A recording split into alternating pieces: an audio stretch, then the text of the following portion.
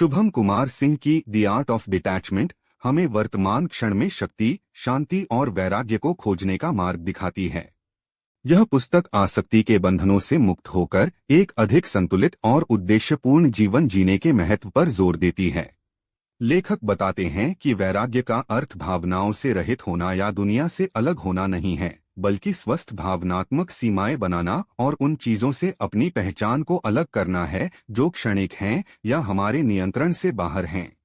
पुस्तक के मुख्य विचार वर्तमान में रहने की शक्ति। पुस्तक वर्तमान क्षण की शक्ति पर प्रकाश डालती है। लेखक सिखाते हैं कि कैसे अतीत के पछतावे और भविष्य की चिंताओं को छोड़कर अभी में जीना शांति और संतोष का स्रोत बन सकता है।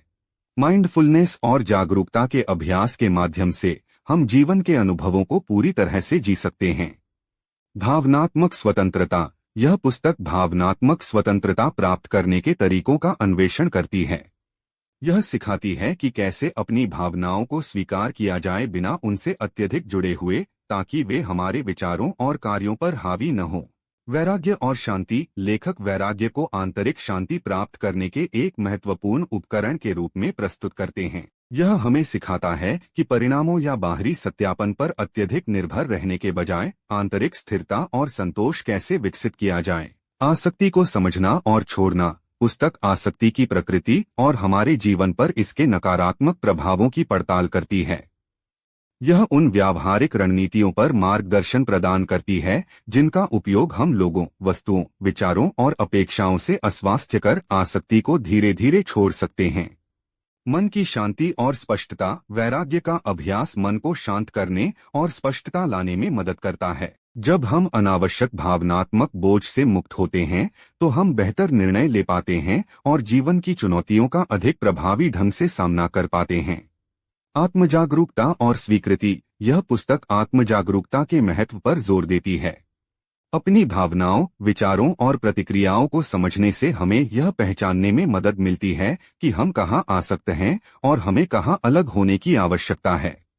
आत्मस्वीकृति वैराग्य की प्रक्रिया का एक महत्वपूर्ण हिस्सा है।